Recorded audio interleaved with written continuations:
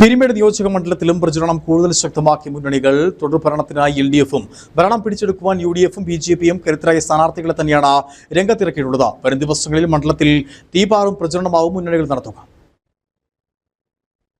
പീരുമേട് ഇടതുമുന്നണി സ്ഥാനാർത്ഥി കെ സലീംകുമാർ ഇടതുമുന്നണി നേതാക്കൾക്ക് ഒപ്പമെത്തിയാണ് പത്രിക സമർപ്പിച്ചത്. ഉപഭരണാധികാരിയും പീരുമേട് തഹസിൽദാറുമായ പി സന്തോഷിന് മുമ്പാകെയാണ് പത്രിക സമർപ്പിച്ചത്. ഒരു സെറ്റ് പത്രികയാണ് സമർപ്പിച്ചിരിക്കുന്നത്. ഒരു സെറ്റ് പത്രിക കൂടി തിങ്കളാഴ്ച സമർപ്പിക്കും. ഇടതു നേതാക്കളായ PS രാജൻ, ആർ തിലകൻ, ജോസ് ഫിലിപ്പ്, അലസ് കോഴിമല എന്നിവർക്കൊപ്പമെത്തിയാണ് കെ സലീംകുമാർ പത്രിക സമർപ്പിച്ചത്. വലിയ ആത്മവിശ്വാസത്തോടെയാണ് സ്ഥാനാർത്ഥി പത്രിക സമർപ്പിച്ചിരിക്കുന്നത്. പത്രിക സമർപ്പണത്തിന് മുന്നോടിയായി CPI പീരുമേട് മണ്ഡലം കമ്മിറ്റി ഓഫീസിന് മുന്നിൽ നിന്നും പ്രകടനവും നടന്നു.